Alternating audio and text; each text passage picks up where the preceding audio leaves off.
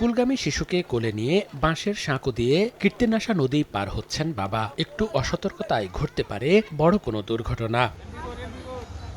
অথচ এই নদীর উপর একটি সেতুর জন্য ২৫ বছরেরও বেশি সময় ধরে অপেক্ষায় শরীয়তপুরের জাজিরা পৌরসভার বাসিন্দারা। মেয়র আসে, মেয়র যায়, কিন্তু সাধারণ মানুষের ভোগান্তি কমে না এতটুকু। আমার কাজ থইয়া আমার মেয়েকে এপার স্কুলে দিয়ে আসতে হয়, আবার নিয়ে আসতে হয়। এখান থেকে ব্রিজ হলে আমাদের স্কুল মিস হতো না। বৃষ্টি হলে ছাতা এক হাত দিয়ে ছাতা ধরে আর এক হাত দিয়ে বাস ধরে আমি যেতে পারি না। ওপারের বাচ্চাগুলি বর্ষাকালে আপনার নৌকা দিয়ে আসতে হয়, ছোট ছোট বাচ্চাদের কোলে করে আনতে হয়। বৃষ্টির দিনে ওদের স্কুল পুরোপুরি বন্ধ থাকে, ওরা আসতেই পারে না। স্থানীয়রা জানান, নদী পার হয়ে পশ্চিম পাড়ে শিক্ষা, চিকিৎসা ও ব্যবসার কাজে যেতে হয় কয়েক হাজার মানুষকে। বর্ষায় ভারী বৃষ্টিতে চলাচল অনুপযোগী হয়ে পড়ে যাতায়াতের একমাত্র সাঁকোটিও। এতে বন্ধ হয়ে যায় ছাত্রছাত্রীদের শিক্ষা কার্যক্রম। সবচেয়ে বেশি ভোগান্তিতে পড়েন রোগী ও তাদের স্বজনরা।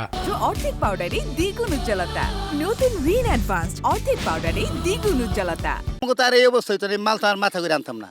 আমার তামান কিছু দেই, ট্যাক্স খাজনা সবই দেয়, মানে পৌরসভা কোনো সুবিধা পায়নি, আমার আশাদার রাখে। সাঁকোটাও তেমন মজবুত ভাবে দিতে পারে নাই। রোগী নিলে কোনো সিস্টেম নাই নেওয়ার মতন, একজন মুমূর্ষু রোগী। ৩০ বছর যাবতীয় হাঁকর দিয়ে অনেক কষ্ট করে এই এলাকার মানুষ ভোগান্তিতে আছে। পৌর কর্তৃপক্ষ বলছে, এলাকাটি পরিদর্শন করে ঊর্ধ্বতন মহলে সেতু নির্মাণের প্রস্তাব পাঠানো হবে।